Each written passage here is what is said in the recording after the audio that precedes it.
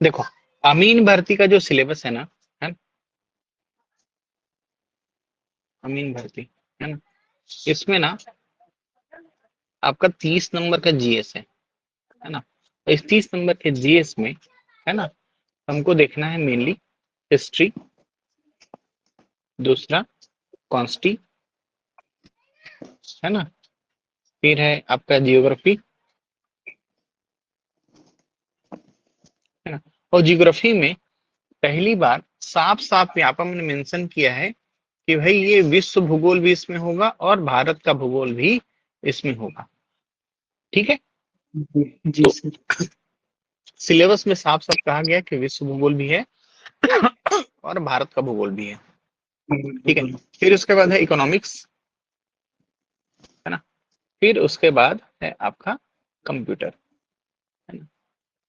ठीक, अपन का जो तरीका रहेगा वही रहेगा, पहले अपन जियोग्राफी करेंगे, है ना, और उसके बाद अपन करेंगे हिस्ट्री, फिर अपन करेंगे कॉन्स्टी, और उसके बाद फिर इकोनॉमिक्स, और देन कंप्यूटर की ओर चलेंगे, ठीक है। जी सर। अब देखो, हाँ, आ, ये थोड़ा सा, अब ये जो रहेगा हमारा, है ना, पढ़ाई का तरीका ये थोड़ा सा अलग रहेगा। हम जो बेसिक पढ़ते हैं, है ना, सामान्य कोर्सेज में, उसमें ये रहता है कि भाई हमको आए, है ना, टीचर आया, टीचर ने ये सब्जेक्ट का एक एक को शुरू से लेकर अंत तक विश्लेषण किया, है ना, और एक एक को बहुत हाँ ज्यादा डिफाइन किया। लेकिन इसमें ना हाँ। अपन एग्जाम सेंटर्ड का तैयारी करेंगे, है ना, यानी जी सर। जो फैक्ट एग्जाम में पूछे जा रहे हैं, पूछे जाते हैं, अब पूछे जा सकते हैं, है ना, इस पर डिस्कस करेंगे, है ना, उस पर ज्यादा हाँ फोकस रहेगा, उसी तरह के प्रश्नों को उसी जो जिस तरह के प्रश्न आ रहे हैं उसी हिसाब से अपन मोल्ड करके पढ़ाएंगे उसको, है ना, ताकि एग्जाम में जी सेम सर। हमको कंडीशन पहले मिल जाए एग्जाम की तरह, है ना। तो हाँ ये थोड़ा सा डिफरेंट होगा, है ना। और हम ज्यादा थ्योरेटिकल पोर्शन की ओर नहीं जाएंगे, है ना, कि मैं भाई भूगोल का एक एक परिभाषा बता रहा हूँ, ये किसने कहा, ऐसा ये नहीं, है ना। अपन जी बहुत जल्दी जल्दी इसको कंप्लीट करेंगे, है ना। ऑलमोस्ट 2 से 3 दिन जी। के अंदर हम वर्ल्ड ज्योग्राफी को कंप्लीट कर देंगे, और उसके बाद हमको 4 से 5 दिन के अंदर, 4 दिन के अंदर भारत का भूगोल कंप्लीट करना है ना।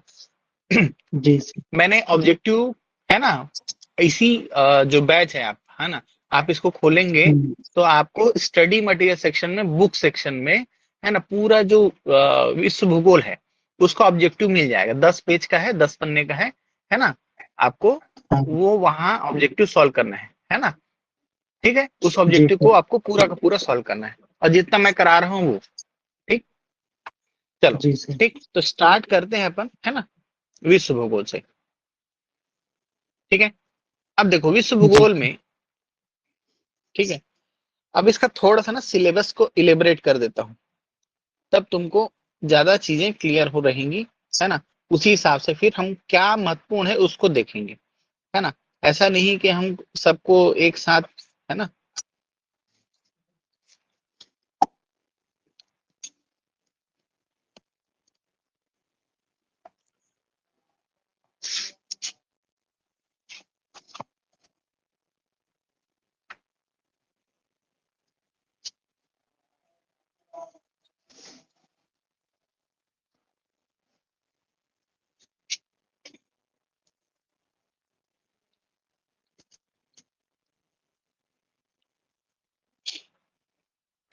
ठीक, तो विश्व भूगोल जो है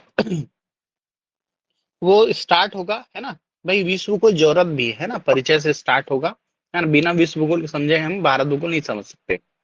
तो सबसे पहले परिचय से स्टार्ट होगा, है ना।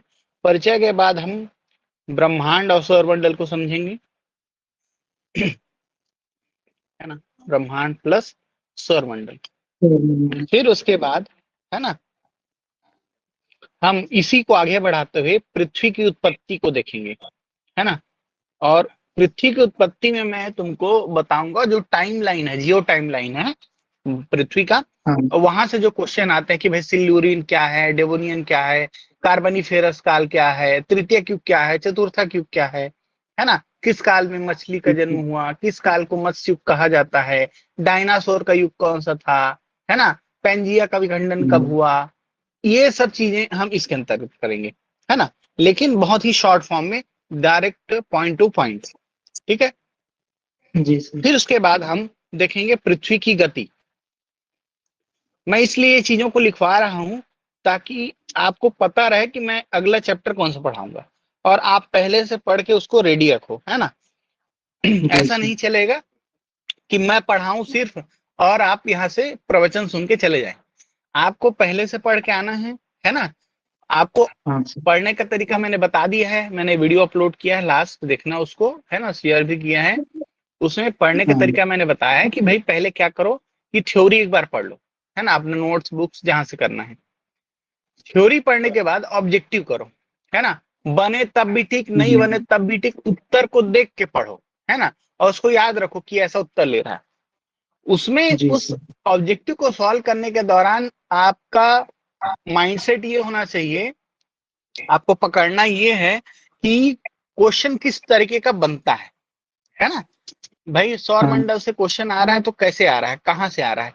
तो पृथ्वी के आसपास वाले ग्रहों से ज्यादा क्वेश्चन मिलेगा तुमको, कि शुक्र से मिलेगा, मंगल से मिलेगा, है ना, यहाँ दो से क्वेश्चन तुमको ज्यादा हाँ मिलेगा। और इसके अलावा किस तरह के प्रश्न पूछेगा कि भाई बताइए आकार के आधार पर क्रम, गति के आधार पर क्रम, है ना, हाँ ठीक है, सूर्य से दूरी के आधार पर क्रम, इस तरह के प्रश्न बनते हाँ। दिखेंगे तुमको, है ना। ठीक है, तो जी ये पूछेगा। और एक आध करंट अफेयर में अगर कोई धूमकेतु आसपास रहा हो तो पूछ सकता है। बाकी हाँ। अमीन भर्ती या व्यापम में वो 10 साल 20 साल पुराना या अगले साल जो आएगा उसको ऐसा नहीं पूछता है ना। वो ट्रिकी, वो तथ्यात्मक जी के हो जाता है ना। तो उस तरह के प्रश्न इसमें हाँ। नहीं पूछे जाते हैं, तो उसको बिल्कुल इग्नोर करना, एग्जाम के जी सर। हिसाब से प्रिपरेशन करना है। ठीक है, अब पृथ्वी की गति जी। देखेंगे तो पृथ्वी पर जो रेखाएं खींची गई हैं, है ना, अक्षांश रेखा, देशांतर रेखा, 10 मीटर। है ना, उसको देखेंगे। अब मैं फिर से वही बोल रहा हूँ कि मैं बच्चों जैसा नहीं पढ़ाऊंगा यहाँ पर, है ना, कि एक एक चीज जी क्या सर। है। हम सीधे पॉइंट पर बात करेंगे कि भाई कि क्वेश्चन क्या है, कहाँ से आ रहा है ना। पढ़ना था जो तुम इतने दिनों से पढ़ लियो या पढ़ के आओ, जी सर। है ना। आप देखो हाँ पृथ्वी की आंतरिक संरचना समझेंगे, है ना। यहाँ से क्या पूछता है, सियाल, सीमा, निफे, कहाँ पर भूकंप आते हैं, किस, कहाँ पर एस तरंगे उत्पन्न होती हैं, कहाँ पर एल तरंगे उत्पन्न होती है, सबसे विध्वंसक तरंगे कौन सी होती हैं, कौन सा हाँ। जो क्या बोलते हैं आपका असंबद्धता है ना, भूपर्पटी और मेंटल को अलग करता है। तो ये वन लाइन मुखाग्र याद होना चाहिए अपने को, है ना। तो इस तरीके का तैयारी करना पड़ेगा, है ना। ठीक, उसके बाद जी अब देखो सर। भूत आंतरिक संरचनाएं, पृथ्वी की आंतरिक संरचनाएं समझने के बाद, देखने के बाद हम देखेंगे पृथ्वी के आंतरिक और बाह्य बल, है ना, आंतरिक हाँ। और बाहर। बाह्य बल, है ना। अब आंतरिक व बाह्य बल जब देखोगे तो इसमें इसी में पढ़ोगे तुम भूकंप, है ना, हाँ। इसी में पढ़ोगे सुनामी, है ना, और इसी में देखो ज्वालामुखी, है ना। ज्वालामुखी। ठीक है, तो विश्व के प्रमुख ज्वालामुखी, है ना। ठीक है, कहाँ कहाँ है, अभी लेटेस्ट करंट अफेयर में जरूर पूछा जाएगा कि भाई जो बैरन ज्वालामुखी है वो फिर से हाँ। उद्गार हो चुका है वो, उनका है ना। ज्वालामुखी। एकमात्र क्या है, सक्रिय ज्वालामुखी है वो, सक्रिय ज्वालामुखी। है ना। ठीक है, अब देखो उसके हाँ। बाद महाद्वीपीय महासागरीय संचलन से मात्र थ्योरेटिकल क्वेश्चन पूछा जाता है कि सैद्धांतिक ये फला सिद्धांत किसने दिया था, है ना। तो वहां से थोड़ा सा देख लेंगे, इसको इसी में शामिल कर लेंगे, है ना। ठीक है, इसके जी बाद सर। सीधे देखेंगे हम स्थलाकृतियां, है ना, स्थलाकृति, आंतरिक बल, बाह्य हाँ। बल में तुमको भूकंप, सुनामी, ज्वालामुखी देख लिया। इसके बाद देखोगे इसमें पर्वत, है ना, पठार, है हाँ। ना, मैदान। ठीक है, ये सब किसमें आ जाएगा, पृथ्वी पर स्थलाकृतियां। ठीक स्थलाकृति। है हाँ। ना। इसके बाद तुमको देखना है चट्टान, है ना जी, हाँ। चट्टान देखना है, मृदा देखना है ना। और उसके बाद कृषि में उतना नहीं रहेगा, है ना, यहाँ से क्वेश्चन नहीं बनेगा क्योंकि इतना बड़ा सिलेबस से क्वेश्चन, 2-3 क्वेश्चन आने हैं तो इतना चांसेस नहीं है ना। तो तुमको क्वेश्चन जो मेनली बनेगा ना वो इतने तक ही बनेगा। ठीक है, इसके बाद तुमको इधर उधर का नहीं पूछेगा, ना ही कृषि से पूछेगा, है ना, नहीं तुमको खनिज से पूछेगा। हाँ, तुमको पूछ सकता है कि भाई हाँ, जीके में जैसे पूछता है ना कि पूर्व का मैनचेस्टर किसे कहते हैं, है ना, हाँ ठीक है। तो उद्योग में उस तरीके का प्रश्न पूछेगा, बाकी डेप्थ में नहीं पूछेगा, मैं पहले बता देता हूँ। जी सर। ठीक है, परिवहन में तुमको पूछ देगा कि भाई विश्व का सबसे बड़ा रेल मार्ग कौन सा है ना, है ना। तो ट्रांस साइबेरिया रेल मार्ग जो है विश्व का सबसे बड़ा रेल मार्ग है। बस मैं बोला ना कि रसिया वन का। लाइनर, ठीक है, जी हो गया, ये समझ में आया इतना तक, है ना। इसके जी बाद सर। ना वायुमंडल है ना। हाँ वायुमंडल में की जो संगठन और संरचना है ना, यहाँ से चांसेस इस बार हैं क्वेश्चन पूछने के, मुझे जहां तक लग रहा है ना। तो यहाँ से तुमको क्वेश्चन पूछा जाएगा कि भाई, है ना, जो क्यों पूछा जा सकता है ये इसलिए बता रहा हूं क्योंकि अभी हाल फिलहाल में ना छत्तीसगढ़ सहित भारत के विभिन्न प्रदेशों में बिजली गिरने की से मौत के जो आंकड़े हैं ना वो बढ़े हैं, है ना। बहुत हाँ ज्यादा लोग जो हैं कहीं ना कहीं, है ना, बिजली गिरने से उनकी मृत्यु हुई है। तो यहाँ से क्वेश्चन मुझको बनता हुआ दिख रहा है, और आपको ये पूछा ही जाएगा कि बताइए इनमें से किस मंडल में, है ना, ठीक है, आपका हाँ जो बिजली है ना गिरने की घटनाएं परिघटनाएं होती हैं, है ना। तो ये ऐसा टाइप का आपको देखने को मिलेगा, ठीक है। तो यहाँ से पूछेगा, इसके बाद सीधा पढ़ना है तुमको चक्रवात और प्रति चक्रवात, ये क्या होता है ना, और किस विश्व के किस क्षेत्र में किस महाद्वीप में किस प्रकार के चक्रवात और प्रति चक्रवात आते हैं, आते हैं। ठीक है। उसके बाद है जी जी आपका जलमंडल। जलमंडल में, है ना, क्या पढ़ेंगे अपन, वही, है ना, महासागरीय जो संधियां हैं, है ना, जितनी, है ना, उसको देखोगे आप, है ना। महासागरीय धाराएं हैं थोड़ी मोड़ी जो उसको देख लोगे, जिगर जल धारा, ठंडी जल धारा, है ना, ठीक है, हाँ ये हो गया। जी सर। और इसको तो मैंने प्रादेशिक भूगोल में मैं तुमको ये सब बता दूंगा, है ना, कि कहाँ पर कैसा कैसा चीज होता है ना, ठीक। तो बस इतना जी ही आपको मेनली 14 जो चैप्टर है यही करना है ना। और ये 14 चैप्टर हमको जल्द से जल्द करने हैं, ठीक है। तो जी इसको आप स्क्रीनशॉट ले लो, है ना। लिख लिया हम सर। हाँ, ठीक है। तो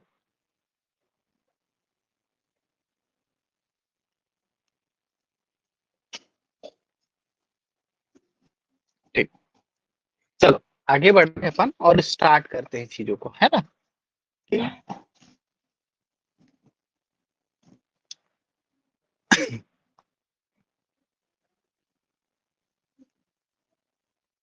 चलो, तो सबसे पहले अपन सामान्य भूगोल से स्टार्ट करते हैं, और सामान्य भूगोल में मैं तुमको थोड़ा सा परिचय दे रहा हूँ, बस परिचय में भी ऐसा है कि जहां से क्वेश्चन पूछे, है ना। तो भाई भूगोल, भूगोल, भूगोल जो है ना, इसको हम कहते हैं इंग्लिश में जियोग्राफी, है ना। और तुमको प्रश्न यहां से बनता हुआ दिखेगा, है ना, कि ये जियोग्राफी जो है शब्द है वो किस किस भाषा का शब्द है। तो आपको पता होना चाहिए ये ग्रीक भाषा का शब्द कौन सा भाषा का है, ग्रीक भाषा का ग्रीक। शब्द है ना। और ग्रीक भाषा में इसे दो भागों में बांटा गया है ना, जियो और ग्राफोस, है ना। बस यही पूछेगा, जियो का अर्थ होता है पृथ्वी, और ग्राफोस का अर्थ होता है वर्णन। तो वह विषय जो क्या करे, पृथ्वी का वर्णन करे, वो क्या कहलाएगा, जियोग्राफी, है ना। तो तुमको हाँ प्रश्न कहाँ से बनता हुआ दिखेगा, यहीं से बनता हुआ दिखेगा, ठीक है, कहाँ से, यहीं से,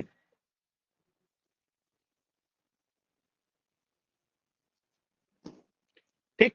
फिर उसके जी बाद इसके बाद तुमको सीधा क्वेश्चन पूछेगा कि भाई हाँ बताओ चलो, भूगोल का पिता कौन है ना। अब देखो, भूगोल का पिता कौन है ना। तो भूगोल का पिता है हिकेटियस, कौन है, हिकेटियस, हाँ ठीक है। कौन है? हिकेटियस, है ना। ओके। और हिकेटियस जो है इसको क्यों कहते हैं भूगोल का पिता? महाद्वीपीय सिद्धांत दिया था। किसने दिया था? इसी हिकेटियस ने। ठीक है। और महाद्वीपीय सिद्धांत क्या है कि भैया जो स्थल है सागरों से घिरा हुआ है, ये महाद्वीपीय सिद्धांत है। ठीक है। उसके बाद तुमको बोलेगा कि व्यवस्थित भूगोल का पिता कौन है?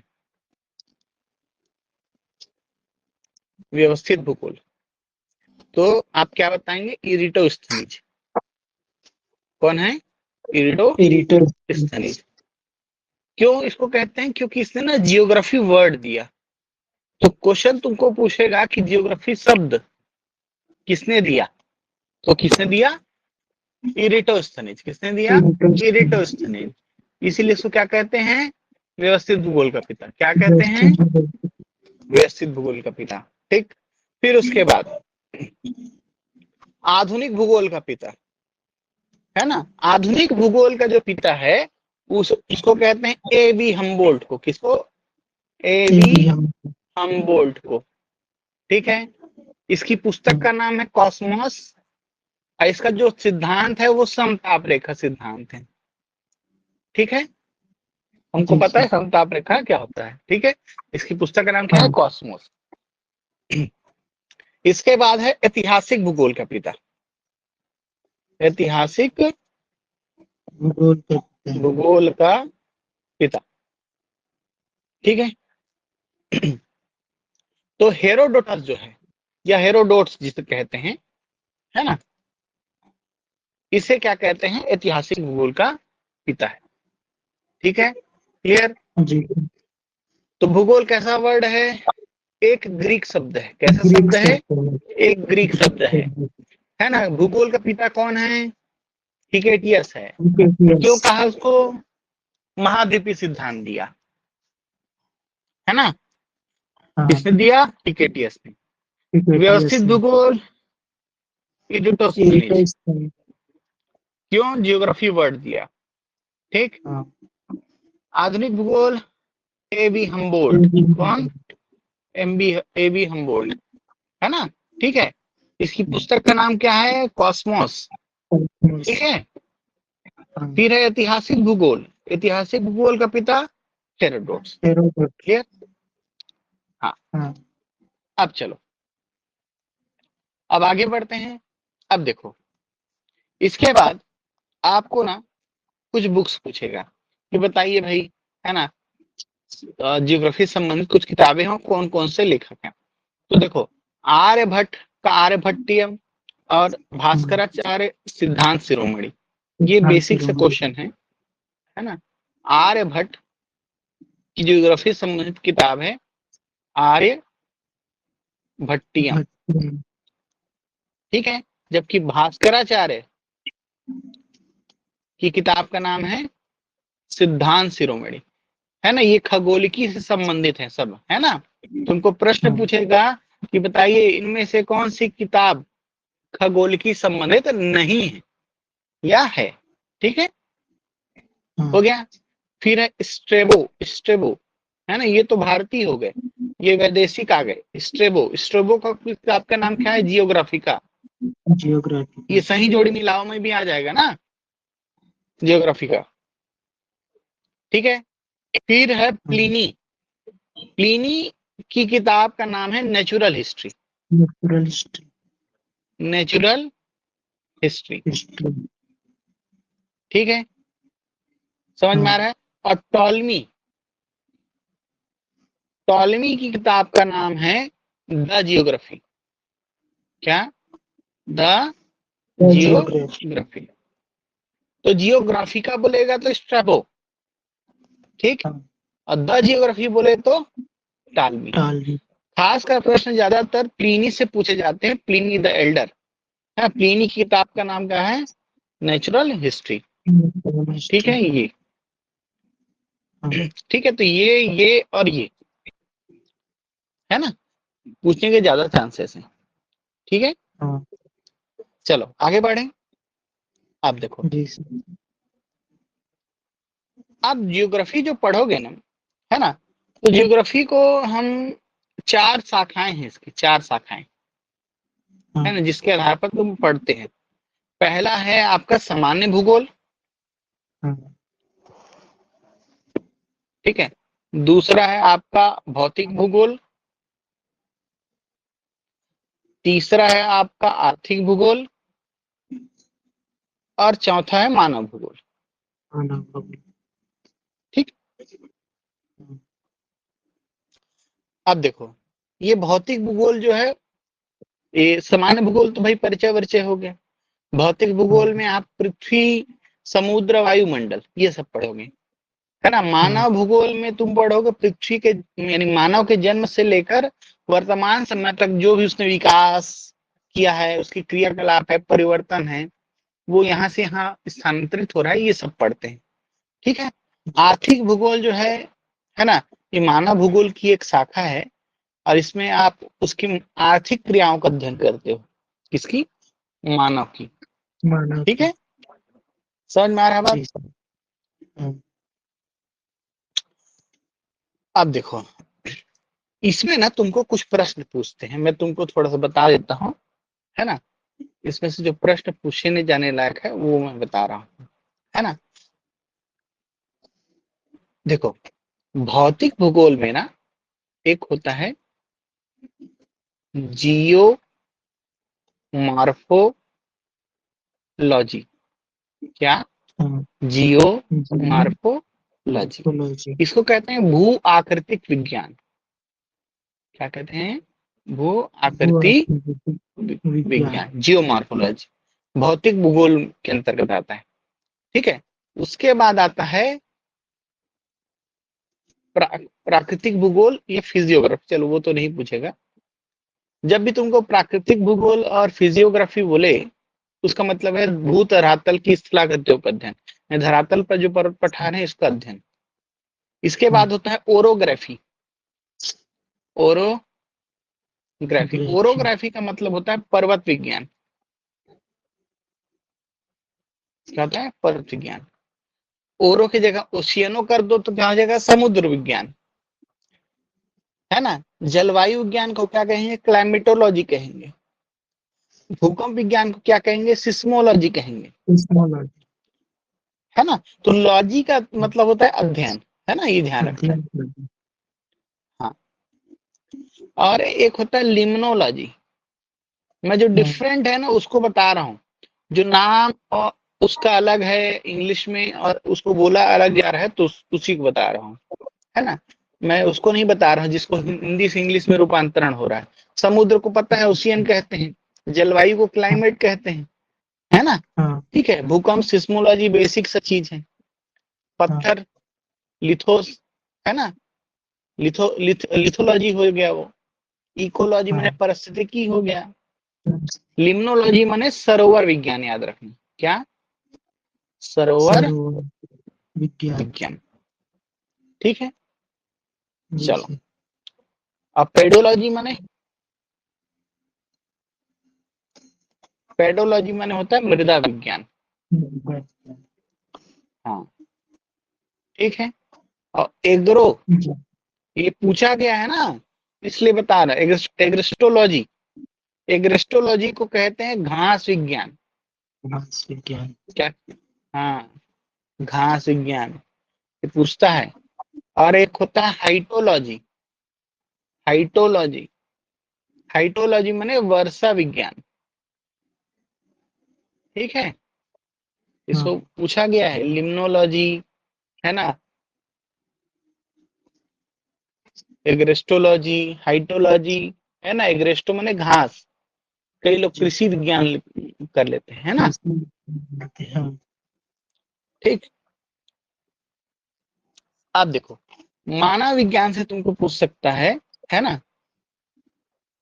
एंथ्रोजियोग्राफी, मानव शास्त्र, मानव शास्त्र या नृविज्ञान भी कहते हैं इसको, है ना, नृविज्ञान। मैं तुमको इसलिए बता रहा हूं क्योंकि तुम जल पटवारी का पेपर दे रहे हो, है ना। तो भाई ये सब चीजें पूछ सकता है तुमको, ठीक है। इसको इंग्लिश में बोलते हैं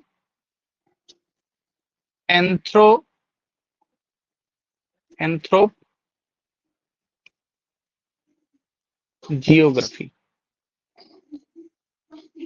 ठीक है, हो हाँ, गया।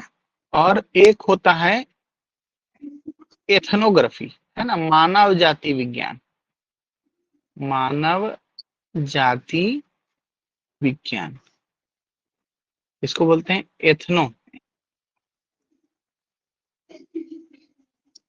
एथनोग्राफी। अब देखो मैं तुमको अंतर समझा रहा हूं दोनों में। मानव शास्त्रीय नृविज्ञान जो है, मानव की उत्पत्ति से लेकर वर्तमान समय तक उसके पर्यावरण के साथ संबंधों का अध्ययन है। ठीक है, हाँ, यानी ये कनेक्शन किसके बीच है? मानव मानव और पर्यावरण के मध्य। पर्यावरण। ठीक है ना? कौन? जी सर। मानव शास्त्र।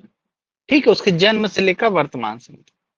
जबकि मानव जाति विज्ञान जो मानव जाति की प्रजाति इकाइयां हैं, रेशियल यूनिट्स हैं, यानी ये एक मानव है ना, हाँ, ये सांवला है, भूरे बाल हैं हाँ, इसके।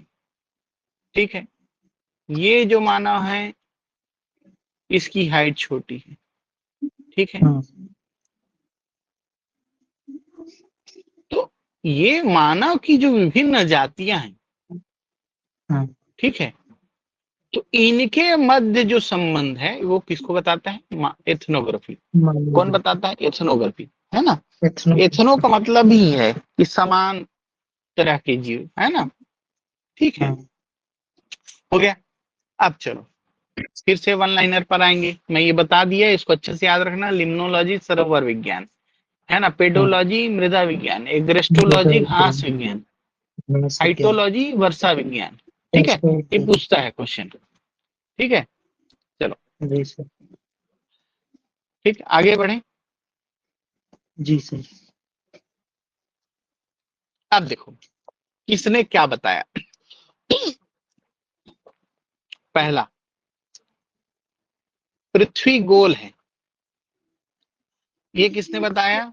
तो ये बताया भैया अरस्तु ने। किसने बताया? अरस्तु ने, अरस्तु। याद रखना, भूलना मत। फिर ये पृथ्वी जो है ये 24 घंटे घूम रही है,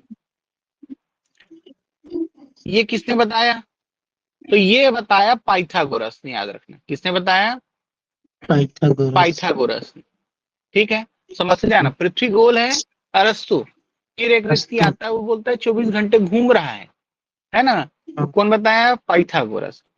पाइथागोरस। एक व्यक्ति आता है ना, ठीक है, वो क्या करता है, इस जो पृथ्वी है इसका मापन करता है ना। तो पृथ्वी का जो मापन करता है, इसका, पृथ्वी का, पृथ्वी का तो कौन है? थेल्स है। खेल। कौन है? थेल्स है। खेल। एक व्यक्ति आया जो इसका क्या बना दिया? ग्लोब बना दिया। लोग। किसका? पृथ्वी का। पृथ्वी का कौन है? Martin Behaim. Martin Behaim. इसने पृथ्वी का ग्लोब बना दिया, है ना। फिर उसके बाद एक व्यक्ति आता है, वो उसका मानचित्र बना देता है। किसका? पृथ्वी का, मापन के आधार पर, है ना। हाँ, कौन था वो? अनेक्सीमेंडर। कौन था? एग्रीमेंट। अनेक्सीमेंडर। ठीक है, मैंने अगर क्लास मेरे पास की होगी तो याद है ना, मैं बताता था कि भाई ग्लोब बता दिया तो भाई बैया रहा होगा तभी तो बनाया होगा, है ना। कोई चीज अलग हाँ, डिफरेंट किया उसने। लोग जिस समय पृथ्वी को चपटी बताते थे उस समय ये बताया कि गोला है ना। हाँ, ठीक है, अरस्तु।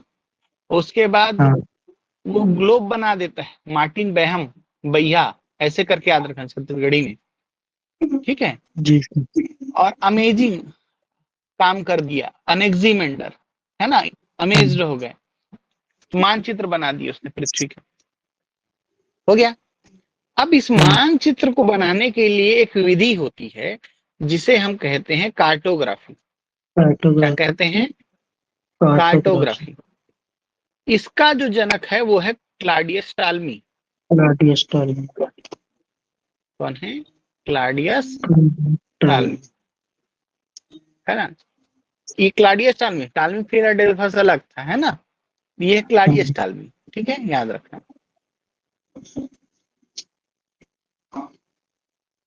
है ना। अच्छा, अनेक्सीमेंडर का तुमको बता देता हूँ। अनेक्सी जो मेंडर है ना, सॉरी, क्लॉडियस जो टालमी है, इसकी किताब का जो नाम है, इसका क्लॉडियस क्लॉडियस टॉलमी। टालमी, इसकी किताब का नाम है ग्रही परिकल्पना। क्या नाम है? ग्रही कल्पना, ठीक है। और इसके कार्यों का संग्रह कहलाता है अल्मागेस्ट। क्या? अल्मागेस्ट, ठीक है, इसको ध्यान रखना, ठीक, कार्यों का संग्रह हो गया। फिर सीधे आ जाओ, क्वेश्चन पूछता है ना, इकोलॉजी शब्द किसने दिया, है ना, और इकोसिस्टम। अब मैं हिंदी नहीं बता रहा हूँ, क्यों नहीं बता रहा हूँ, इस वक्त लिखा रहा हूँ, क्यों बताएं, क्योंकि ये बहुत कंफ्यूजिंग है ना, इकोलॉजी और इकोसिस्टम, है ना। अब देखो, इकोलॉजी को बोलते हैं पारिस्थितिकी, पारिस्थितिकी। है ना, और इसको बोलते हैं पारिस्थितिकी तंत्र, हाँ। है ना। अब देखो, तंत्र कहाँ होता है? गले में बोलते हो तो तंत्रिका से काम करती है ना, है ना। तो टॉन्सिल हो जाएगा तो तुम्हारे तंत्र गड़बड़ा जाएगा कि नहीं गड़बड़ा जाएगा, गड़बड़ा है जाएगा, ना। आवाज या तो बच हाँ जाएगा। हाँ हाँ, तो इसीलिए एजी टांसले जो है, इसने इकोसिस्टम शब्द दिया। और इकोलॉजी शब्द जो है, पारिस्थितिकी शब्द जो है, वो आपका, है ना, किसने दिया है जी? हाँ, अर्नेस्ट हैकल ने, अर्नेस्ट हैकल ने, ठीक है, हो गया। फिर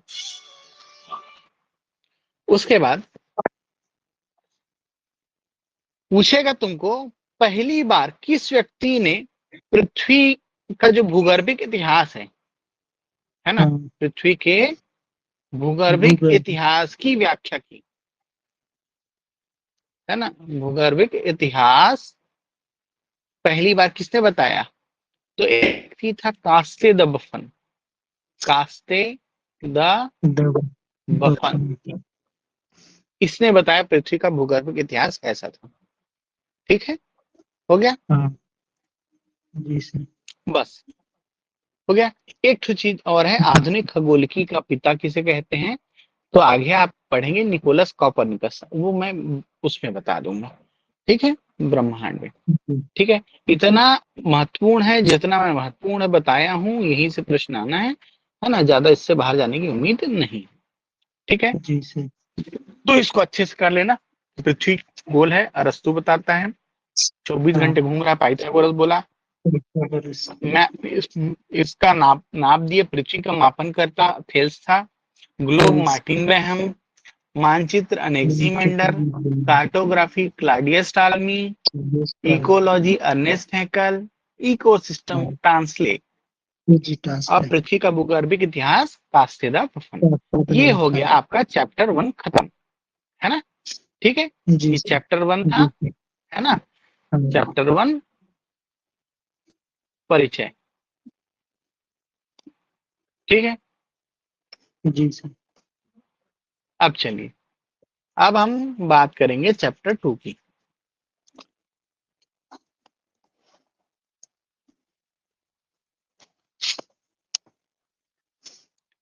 ब्रह्मांड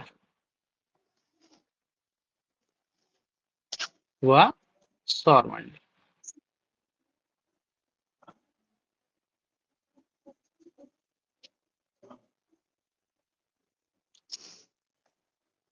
ठीक, अब देखो, ब्रह्मांड या सौरमंडल, सबसे पहले ब्रह्मांड की बात करेंगे, है ना।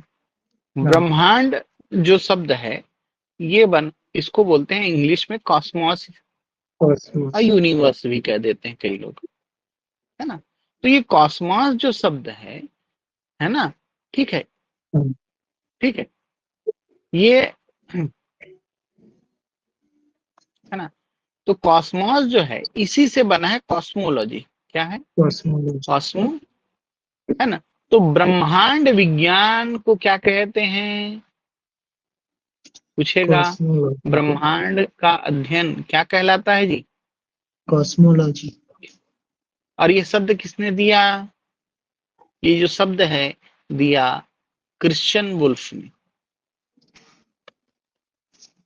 क्रिश्चियन वुल्फ एक जर्मन, है ना, क्या था, व्यक्ति था, वैज्ञानिक था। इसने ये शब्द दिया, किसने? क्रिश्चियन वुल्फ ने, कॉस्मोलॉजी। हो गया, बात खत्म। अब देखो, तो अब देखो, इसमें मैं पहले तुमको बता रहा हूं कि ब्रह्मांड जो है ना, शुरू में लोग समझते क्या थे। तो क्वेश्चन तुमको यहीं से पूछता है कि प्रारंभिक विचारधारा क्या थी ब्रह्मांड संबंधित, है ना, प्रारंभिक विचारधारा। ठीक है, तो एक व्यक्ति आता है जिसका नाम था क्लॉडियस टॉलमी, है ना, जिसकी किताब थी अल्मागेस्ट, है ना। और क्या, एक और किताब का नाम क्या बताया उनका? क्या बताया? अभी पीछे पढ़े हैं ना जी, यहाँ पर ये ग्रही परिकल्पना, है ना, परिकल्पना। ठीक है। तो क्लाउडियस जो टालमी था, ये आता है, ये बोलता है कि भैया पृथ्वी जो है ये सेंटर है किसका? पृथ्वी केंद्र में है, किसके? ब्रह्मांड के। ब्रह्मांड की। ठीक है, इसको बोला गया जियो सेंट्रिक थ्योरी। तुमको क्वेश्चन यहीं से पूछेगा कि जियो सेंट्रिक थ्योरी किसने दिया? तो किसने दिया? क्लाउडियस टालमी। इसके बाद एक व्यक्ति आता है, बोलता है कि तुम जो बोल रहे हो वो गलत है ना, एक्चुअल में, है ना। इस व्यक्ति का नाम था निकोलस कोपरनिकस। कोपरनिकस। इसको आधुनिक खगोलकी का पिता कहा जाता है। क्या कहा जाता है? आधुनिक खगोलकी का पिता। अब क्यों कहा जाता है? क्योंकि इसने बताया कि पृथ्वी ब्रह्मांड के केंद्र में नहीं है। कौन ब्रह्मांड के केंद्र में है, यानी सौरमंडल केंद्र में? कौन? सूर्य। इसको बोला गया है हेलियोसेंट्रिक थ्योरी, क्योंकि जो ग्रीक माइथोलॉजी है ना, उसमें जो सूर्य है वो नरक का देवता है, हेल कहा जाता है ना, इसी से एक देवता है हिला, है ना। तो हेलियोसेंट्रिक जो थ्योरी है ये किसने दिया? Nicholas Copernicus. ठीक है, हो गया, बात समझ में आया। जबकि इसके 1000 वर्ष पूर्व ही ये आप क्वेश्चन चेंज कर रहे हैं और बताते हैं कि सूर्य के ब्रह्मांड के केंद्र में पहली बार किसने बताया। तो अब उत्तर बहुत जगह यह दिया जा रहा है, वराह मिहिर। ठीक है, ठीक है, क्योंकि इन्होंने 1000 वर्ष पूर्व ही बता दिया था ये चीज को, इसके कोपरनिकस के। ठीक है, तो आंसर कई जगह आपको यही मिलेगा। ठीक है, समझ में आ रहा बात? इसके बाद आपको पूछे जाएगा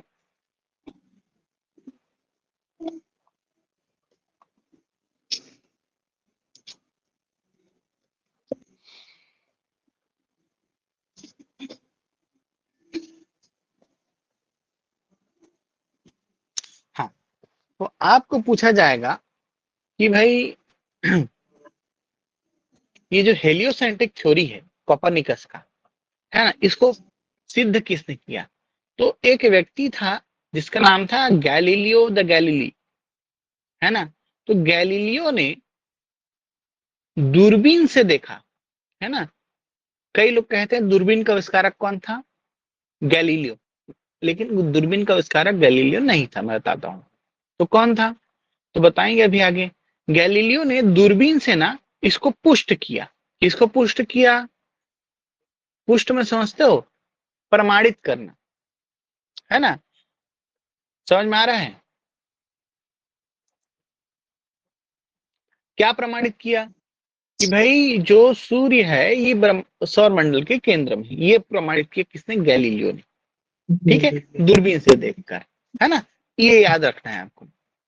ठीक है, जी सर। फिर मैं आपको बताता हूं कि ये जो दूरबीन का आविष्कार है ना, क्या दूरबीन का आविष्कार, ये व्यक्ति जो है करने वाले हैं आपके हैंस लिपर्सी। कौन है? हैंस हाँ लिपर्सी। ठीक है, इसने दूरबीन का आविष्कार किया है। इसका देखा फिर कौन आता है? गैलीलियो आता है, और गैलीलियो गैलीलियो उसके बाद क्या करता है? दूरबीन का क्या करता है दूरबीन जी? आविष्कार करता है। ठीक है, हाँ फिर उसके बाद हैंस लिपर्सी के बाद दूरबीन का खगोलिकी में प्रयोग। क्वेश्चन तुमको पूछेगा कि बताइए किस व्यक्ति ने दूरबीन का पहली बार प्रयोग खगोलिकी के लिए किया? किसने किया? तो यही व्यक्ति हैं गैलीलियो द गैलीली।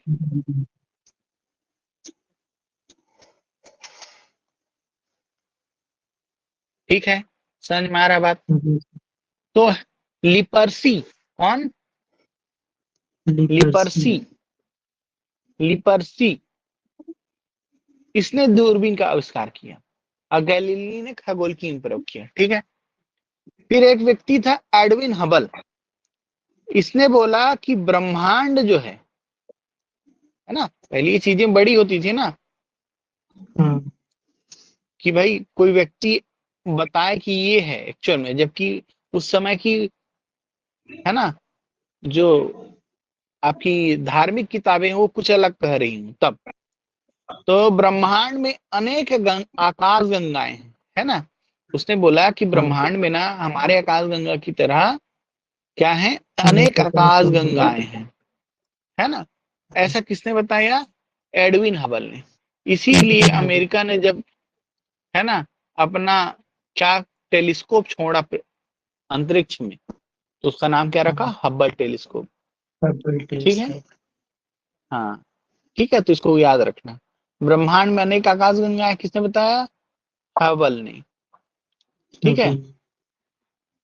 फिर उसके बाद ग्रही कक्षा परिकल्पना, ये आगे पढ़ोगे तो, है ना, ग्रह पढ़ोगे तो ग्रही कक्षा परिकल्पना। का सिद्धांत किसने दिया?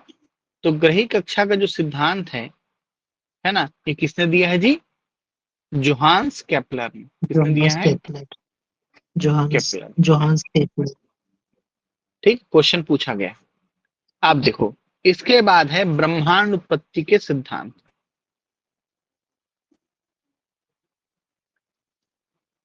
ब्रह्मांड उत्पत्ति के उत्पत्ति सिद्धांत। के सिद्धांत। ठीक है, कुछ प्रमुख हैं, उन्हीं को ही ध्यान रखना है, इधर उधर नहीं पढ़ना है। सबसे पहला है big bang theory. Big bang theory, और हिंदी में इसे कहते हैं महाविस्फोट सिद्धांत। सिद्धांत। ये किसने दिया? तो जॉर्ज लेमेत्रे ने दिया। कई जगह जॉर्ज लेमेंटेयर दिखाता है ना, और कई जगह जॉर्ज लेमेंटर दिखाता है ना। और ये सर्वाधिक मान्य सिद्धांत। क्वेश्चन तुमको यही पूछेगा। अब देखो ये कैसे कैसे क्वेश्चन पूछेगा। इनमें से कौन सा सिद्धांत ब्रह्मांड की उत्पत्ति से संबंधित है? पहला प्रश्न पूछने का तरीका बता रहा हूं। एक प्रश्न पूछा गया था कि बिग बैंग थ्योरी इनमें से किससे संबंधित है ना।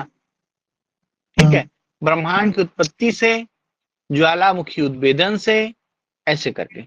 ठीक है, क्लियर। फिर पूछेगा कि बताइए महाविस्फोट सिद्धांत किसने दिया? तो एब जॉर्ज लेमेंटर ने। ठीक है, फिर पूछता है कि ब्रह्मांड की उत्पत्ति का सर्वाधिक, है ना, मान्य सिद्धांत कौन है? सर्वमान्य सिद्धांत, तो बिग बैंग थ्योरी। ठीक है, बिग बैंग थ्योरी। चलिए अब इस, मैं डिफाइन नहीं कर रहा हूं। बिग बैंग थ्योरी ये है, ब्रह्मांड क्या है?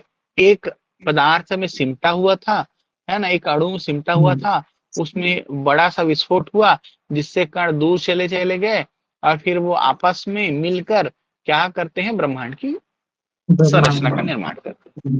ये फिर है, नेक्स्ट है steady state theory. Steady state state theory. Theory, इसको बोलते हैं साम्यावस्था का सिद्धांत। क्या? साम्यावस्था का सिद्धांत। ये किसने दिया है? तो इसको दिया है थॉमस गोल्ड व हरमन बॉडी ने। हरमन बॉडी ने, ठीक है। बॉडी। फिर तीसरा है पल्सेटिंग यूनिवर्स थ्योरी। हिंदी में बोलूंगा तो समझ में आएगा, दोलन सिद्धांत, है ना। ये किसने दिया? तो ये दिया डॉक्टर एलन गुथ ने, सॉरी डॉक्टर एलन संडेज ने ये थ्योरी दिया। ये पूछता है ना, तुमको याद रखना। स्टेडी स्टेट थ्योरी माने क्या है कि भाई जो ब्रह्मांड है वो स्टेडी है, अपनी जगह पर स्थिर है। ये थॉमस गोल्ड ने दिया, ठीक है। फिर है दोलन सिद्धांत, ये किसने दिया? डॉक्टर एलन संडेज ने दिया, ठीक है। इसको ध्यान रखना है।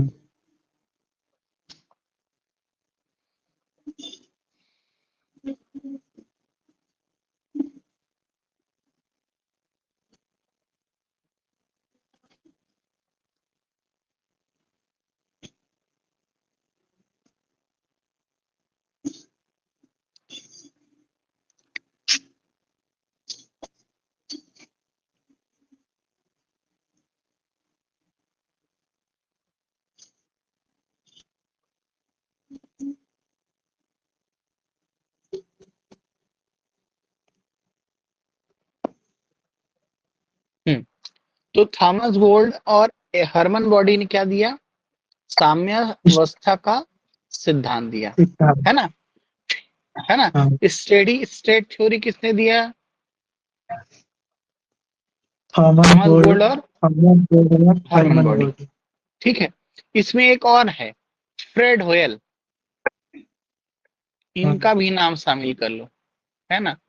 फ्रेड होयल जो है, ये भी, इसने भी क्या दिया? स्थिर अवस्था का सिद्धांत दिया। क्या इसको साम्यावस्था या स्थिर अवस्था का सिद्धांत कहते हैं, है ना। थॉमस गोल्ड, हरमन बॉडी और फ्रेड होयल, ठीक है।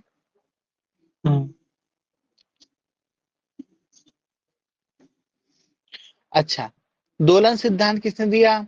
डॉक्टर एलन संडेज, ठीक है। फोर्थ, एक है red shift theory. Red shift theory, है ना। इसको बोलते हैं ब्रह्मांड के फैलने का सिद्धांत। ब्रह्मांड के फैलाव का सिद्धांत, यानी ब्रह्मांड क्या कर रहा है? फैल रहा है, एक दूसरे से दूर जा रहा है ना। ये किसने दिया? ये जो दिया है एडविन हबल ने दिया है सिद्धांत। किसने दिया? एडविन हबल ने दिया, ठीक है। इन्होंने कहा कि भैया जो, कैसे बताया? इन्होंने जब दूरबीन से देखा तो देखो, रेड कलर का जो फ्रीक्वेंसी है वो सबसे ज्यादा होता है। तो उन्होंने पहली बार जब किसी तारे को देखा होगा तो ऑरेंज कलर का रहा होगा, या किसी ग्रह को देखा होगा, लेकिन उसके बाद वो फिर रेड कलर का दिखने लग गया। तो इससे पता चलता है कि भाई, है ना, कि जो पदार्थ हैं ब्रह्मांड में, या जो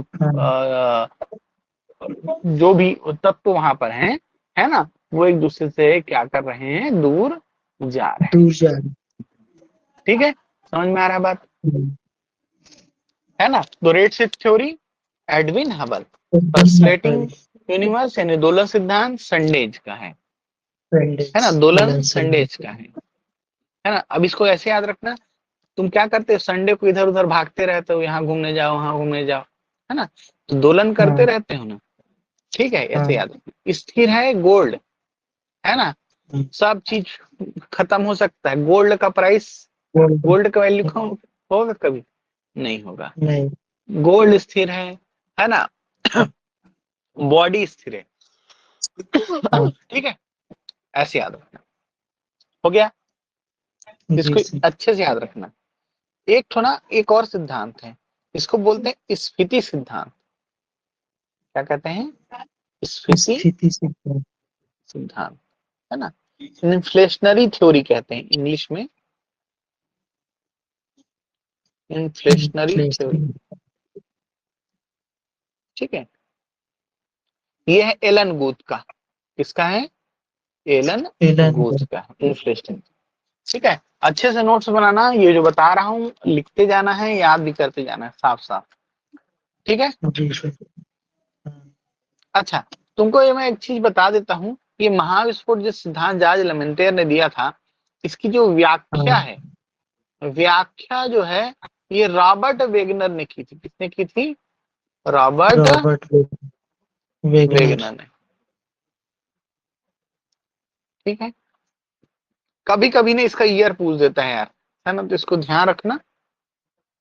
1894 से 96 में इन्होंने ये थ्योरी दी, है ना, इसको ध्यान रखना। और ठीक है, इसको याद रखना तुम। और इसके अनुसार बोलता है कि महाविस्फोट कब हुआ था पृथ्वी पर? 13.7 अरब वर्ष पूर्व। ठीक है, हमारी पृथ्वी कब बनी जी? इसी के आसपास, है ना? ठीक है, कितना अरब वर्ष महाविस्फोट हुआ था? 13.7 अरब, अरब। है ना, वर्ष पूर्व। ठीक है, हाँ, यहां तक समझ में आ रहा है ना? जी सर। ठीक,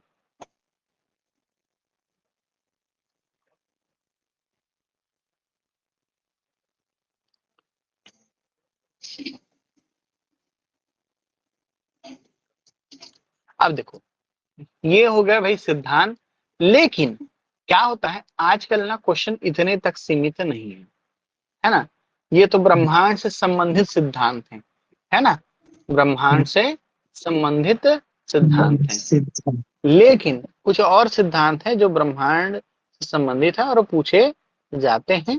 जैसे जिसको पूछा भी गया है, मैं तुमको वही बता रहा हूँ, है ना, कि अभी तक यानी जो क्वेश्चंस आए हैं, है ना, जहां से, वो मैं तुमको यहाँ पर बताऊंगा।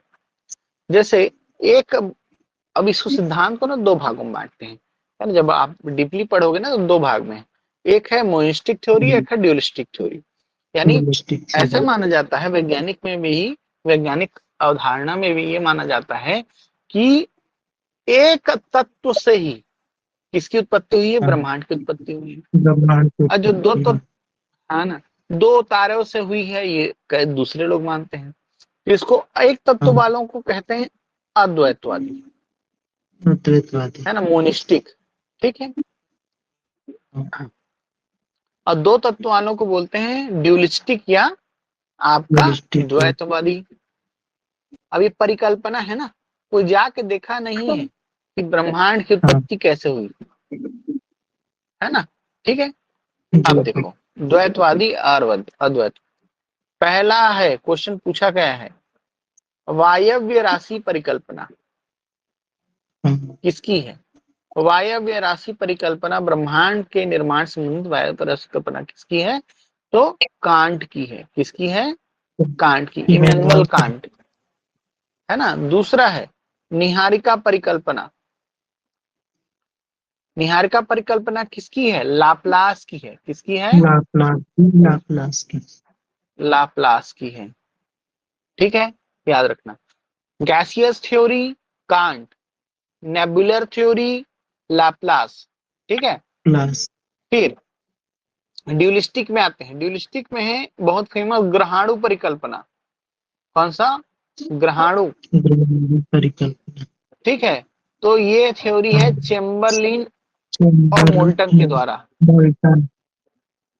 है ना, वह मोल्टन।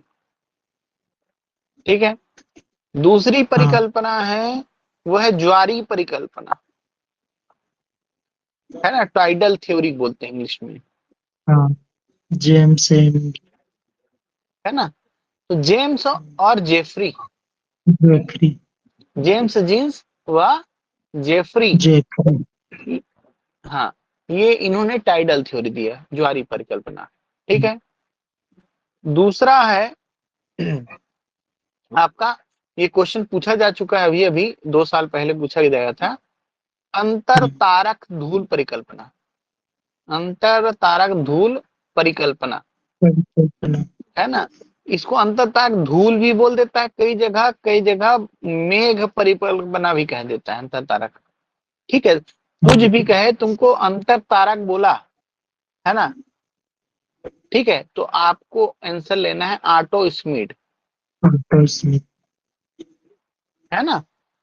अंतर तारक, है ना, यानी धूल और गैस के बादलों से ब्रह्मांड का निर्माण हुआ, ये बोला ऑटो स्मिड। ऑटो ठीक है, स्मिथ। हो गया। बस जैसे इतना ही याद रखना है तुमको, है ना। मैंने जितना बोला ना उतना, रहने का तो 10 ठो है, 10-15 ठो, लेकिन तुमको जितना बता दिए उतना ही पूछेगा, उससे ज्यादा इधर उधर नहीं पूछेगा। एक ठो और लिखोगे तो लिख लो, लिखना होगा तो, द्वय तारक परिकल्पना, है ना। द्वय तारक, है ना, ये किसका है, रसेल का है ना। रस्से ठीक।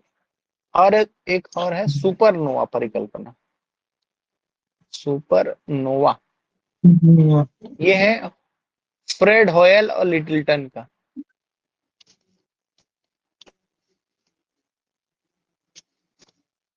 लिटिलटन, ठीक है। बस हो गया, ये ब्रह्मांड की उत्पत्ति का इतना पर्याप्त है आपके लिए। ठीक है, चलो, अब हमने ब्रह्मांड की उत्पत्ति करा डाली, है ना। 13.7 अरब वर्ष पूर्व, है ना, महास्फोट होता है, जिसके बाद, है ना, ब्रह्मांड का निर्माण प्रारंभ होता है और ब्रह्मांड बनता है। अब इसके बाद, है ना, हम आगे बढ़ते हैं। ब्रह्मांड तो हो गया जी। अब ब्रह्मांड जो है किससे बना है, तो आकाश गंगा,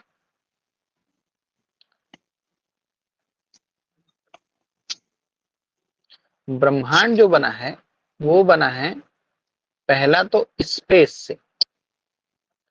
स्पेस, स्पेस में समझते हो, जो ब्रह्मांड के बीच जो खाली स्थान है ना, उसको कहते हैं स्पेस। क्या कहते हैं, स्पेस। फिर आपको देखने को मिलता है आकाश, नेबुला देखने को मिलता है ना। क्या, नेबुला या निहारिका जिसको कहते हैं, क्या कहते हैं, निहारिका। निहारिका ना, ब्रह्मांड जो आकाश गंगा बनने के पहले का जो स्थिति होता है उसको कहते हैं निहारिका। और लैटिन में इसका नाम है नेबुला। नेबुला का अर्थ होता है कुहासा। क्या होता है, कुहासा, क्योंकि धूल और गैस के बादल होते हैं तो इसीलिए कुहासा होता है ना।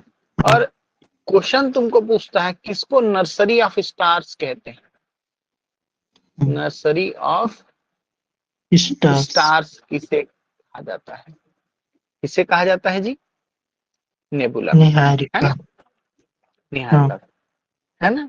ठीक है, ये समझ में आ रहा है तुमको, ठीक। नर्सरी ऑफ स्टार्स कहते हैं नेबुला को। फिर उसके बाद आकाश गंगा, ब्रह्मांड में और क्या मिलेगा, आकाश गंगा, है ना, जिसमें सौर मंडल होगा। आकाश गंगा को इंग्लिश में कहते हैं गैलेक्सी। क्या कहते हैं, गैलेक्सी। अब एक गैलेक्सी में किससे मिलके बना है जी, ग्रह, उपग्रह, तारे, धूमकेतु, है ना, क्षुद्र ग्रह, है ना, और उल्का पिंड।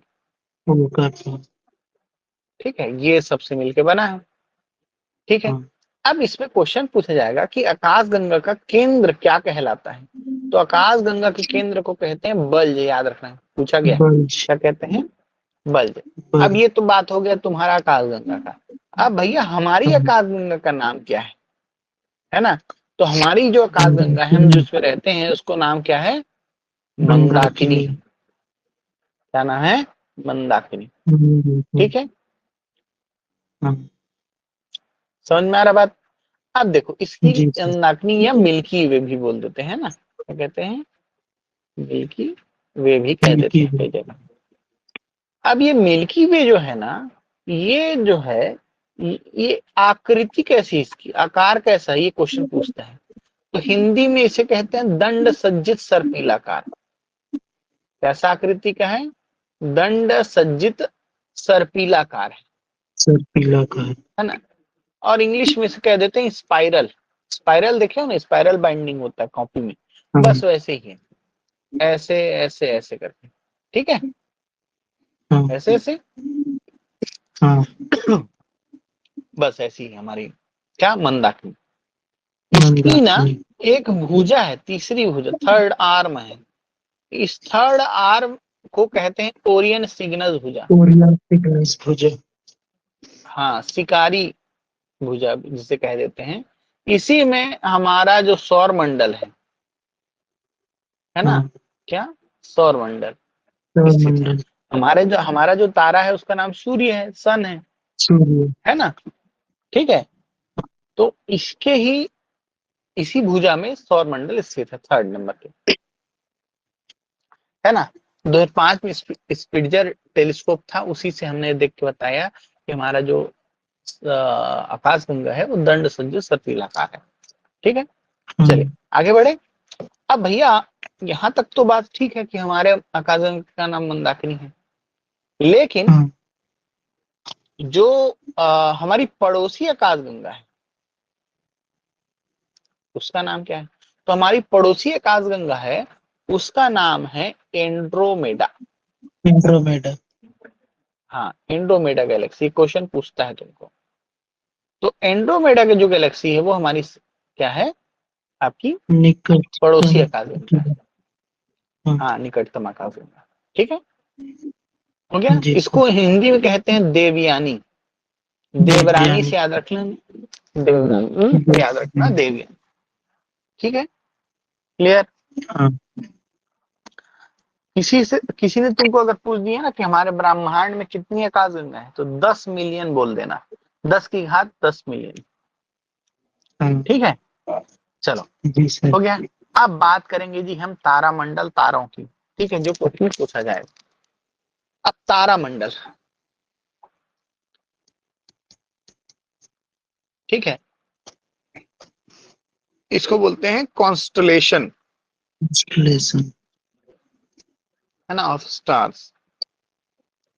ठीक, तो तारामंडल जो है ना, हाँ, किसे कहते हैं।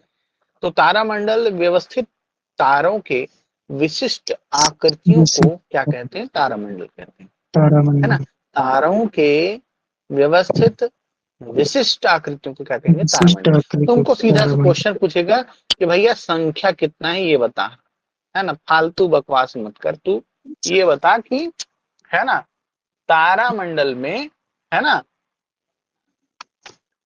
तारों की संख्या क्या है, नंबर ऑफ कॉन्स्टलेशन,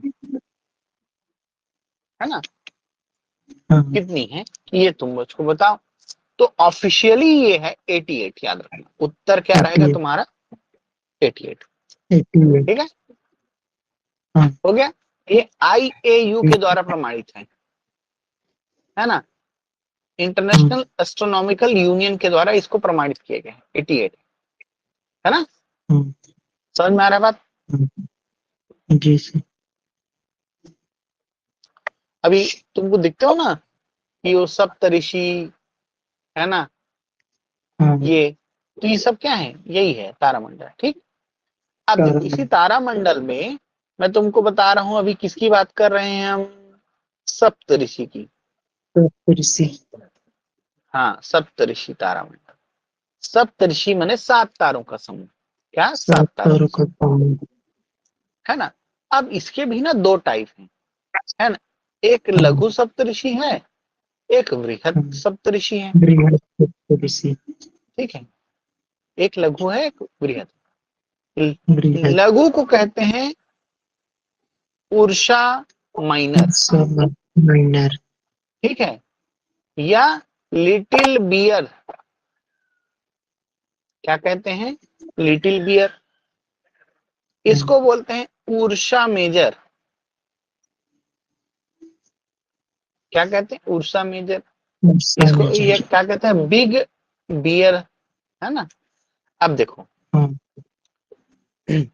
सप्तऋषि दो हैं यहाँ पर, है ना, उर्सा माइनर और उर्सा मेजर, ठीक है। अब देखो इसमें ना जो हमारा हम जो देखते हैं जिसको हम सप्तऋषि कहते हैं, है ना, ठीक है, उसमें जो आपका कौन ध्रुव तारा है ना, क्या ध्रुव तारा, ध्रुव तारा माने पोलर स्टार, पहले इसको समझते हैं। ध्रुव तारा क्या कहते हैं? इसको पोलर स्टार कहते हैं, है ना। ये हमेशा किस ओर चमकता है जी? हमेशा उत्तर दिशा की ओर, है ना। ये क्वेश्चन पूछा जाता है, उत्तर दिशा की ओर चमकता है ना, कौन? ध्रुव तारा। ये अगर हम किससे देखें, हमारे सप्तऋषि से देखें, तो हमेशा वो ध्रुव तारे के आगे चमकेगा, है ना, ठीक है। लेकिन आपसे ऐसा नहीं पूछा जाएगा, पूछा जाएगा कि बताइए उर्सा माइनर, है ना, ध्रुव तारा चमकता है किसके सामने? उर्सा में माइनर के, उर्सा मेजर के सामने चमकता है ना, के आगे चमकता है कौन? यही ध्रुव तारा। और उर्सा माइनर के पीछे चमकता है कौन? ध्रुव तारा, ठीक है। क्लियर है? समझ में आ रहा बात? अब तुमको मैं थोड़ा सा स्टार बना के क्लियर कर रहा हूँ, है ना।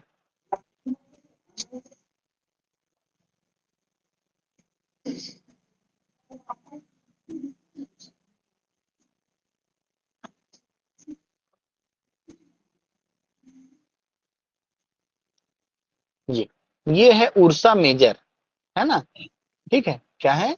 उर्सा मेजर वृहद, है ना। और इसी के जस्ट सामने में है आपका ये पोलर स्टार, है ना, कौन सा है? ध्रुव तारा। ठीक समझ में आया? इसके सामने चमक रहा है ना।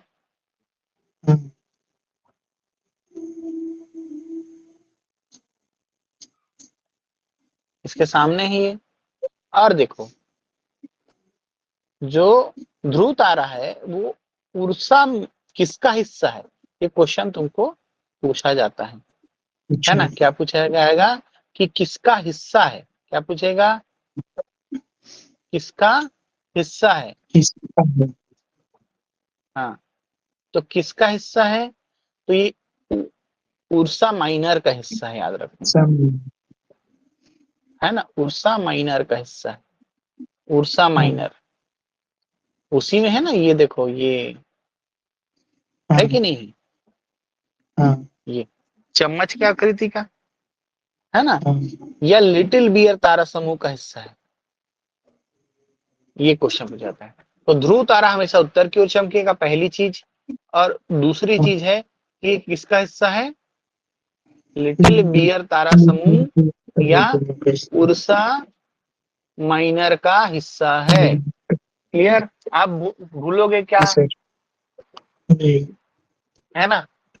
अब हमेशा याद रहेगा ना, है ना, कि भाई छोटा ध्रुव तारा उर्सा माइनर का हिस्सा है, लिटिल बियर तारा समूह का हिस्सा है कौन? ध्रुव तारा। क्लियर हो गया? चलिए आगे बढ़े।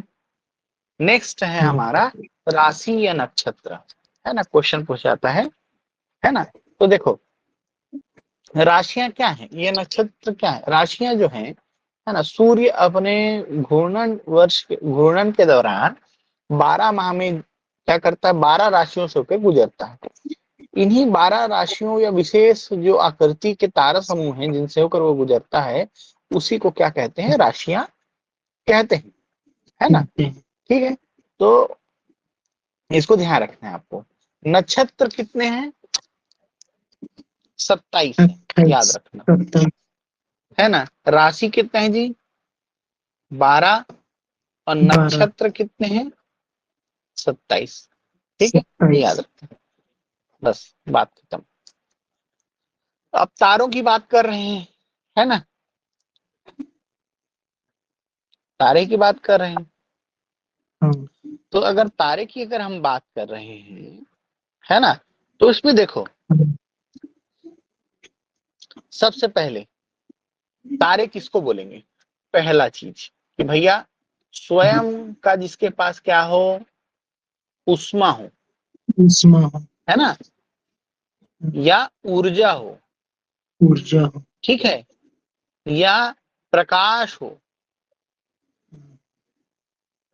वो क्या कहलाएगा? तारा। तारा कहलाएगा। दूसरा, तारों में जो ऊर्जा की उत्पत्ति है, हाँ, ये ऊर्जा की उत्पत्ति है वो कैसे होगी? तो उत्पत्ति किससे होगी जी? नाभिकीय संलयन की क्रिया से होती है। नाभिकीय संलयन की क्रिया से होती है ना। इसको बोलते हैं एटॉमिक फ्यूजन कहते हैं।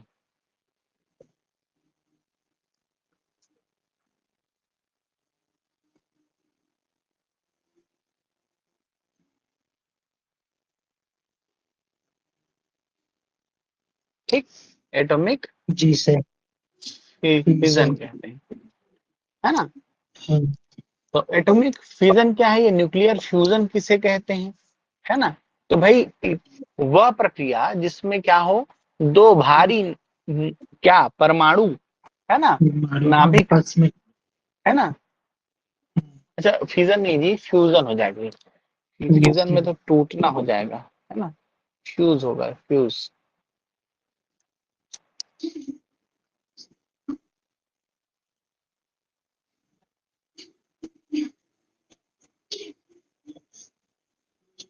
फ्यूजन हो जाएगा, ठीक है ना। एटॉमिक फ्यूजन जो है, तो अभी परमाणु पृथ्वी में होता है ना। फ्यूजन को हम लोग हासिल नहीं किए हैं। तो एटॉमिक फ्यूजन से उत्पत्ति होती है। इसमें होता क्या है ना, कि भाई तारों में जो उपस्थित हाइड्रोजन होता है ना, क्या होता है? Hydrogen, hydrogen. है ना।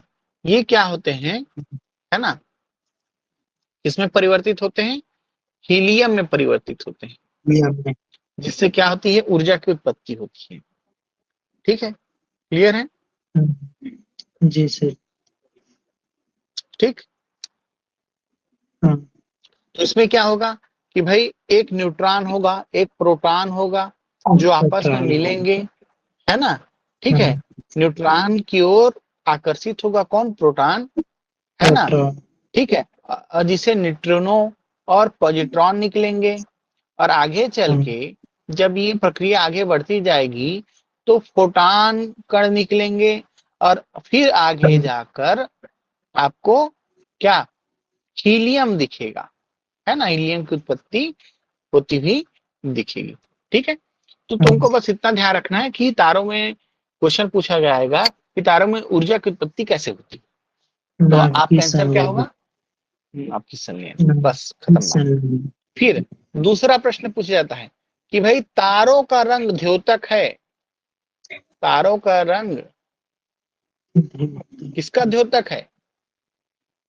उष्मा का। उष्मा का। उष्मा का। क्वेश्चन पूछा जाता है कि उसकी आयु का है ना। ठीक है, उसके हाँ, बड़ा होने का, तो भाई उष्मा का द्योतक है। ठीक है, ये ध्यान रखना है। ठीक है, तो अगर जी सर। तारों का रंग लाल है ना, तो वो वृद्ध है तारा। वृत्त। अगर नारंगी तो वो प्रौढ़ तारा हाँ, है ना, प्रौढ़ है ना। और हाँ, नीला या सफेद तो इसका मतलब वो तारा क्या है जी? आदि तारा है। युवा है। क्या है? आदि तारा या युवा तारा है। युवा। ठीक है, हाँ, क्लियर। अब देखो, हाँ, तारों का जीवन चक्र हमको देखना है इसी से। तारों का हाँ, जीवन चक्र, जीवन चक्र। है ना, यहां से प्रश्न तुमको पूछा जाता है। तो तारों का जीवन चक्र अगर हम देखें तो देखो सबसे पहले ये नेबुला होगा, है ना, ठीक है, इसे ही आदि तारा कहते हैं। तो आदि तारा स्थिति से दो बड़ी स्थितियां होंगी, या तो बड़ा तारा बनेगा या छोटा तारा बनेगा, ठीक है। अब ये बड़ा बना तो लाल दानव तारा बन गया अगर बड़ा है तो, और छोटा है तो लाल वामन तारा है। क्या है? लाल वामन तारा है। समझ में आ रहा बात? अब ये लाल दानव लाल वामन की स्थिति से तारे, है ना, अब बूढ़े हो रहे हैं। बूढ़े होने के पश्चात इसमें क्या होगा, यहां से स्थिति होगी कि ग्रही निहारका होगा, ग्रही निहारका। अब ग्रही निहारका की प्रक्रिया के बाद ये क्या हो जाएगा, ठंडा हो जाएगा, और श्वेत वामन सॉरी यहां से इसको उल्टा कर लेते हैं, लाल दानव नीचे अलग कर लेते हैं, ऊपर को लाल वामन कर लेते हैं, है ना। ये बड़ा कर लेते हैं, इसको छोटा कर लेते हैं, तो आसान हो जाएगा समझाना। तो यहां पर ये रहा छोटा तारा और ये रहा बड़ा तारा। यहां से ये लाल दानव तारा बना क्योंकि बड़ा है, इसका मास बड़ा है, और ये लाल वामन बना, छोटा है तारा, इसलिए वामन तारा बोल रहे हैं इसको। ये ग्रही नेबुला होगा, अपने आप फ्यूज होगा, पता है, ऊर्जा उसमें क्या हो जाएगी, एक समय के बाद खत्म हो जाएगी। तो इतना फ्यूज होगा, इतना अचानक प्रकाश निकलेगा और वो ठंडा पड़ जाएगा, और ये बदल जाएगा, किसमें पता है, किसमें बदलेगा, तारा श्वेत वामन तारा में बदल जाएगा, क्योंकि कुछ बचा नहीं ना उसमें।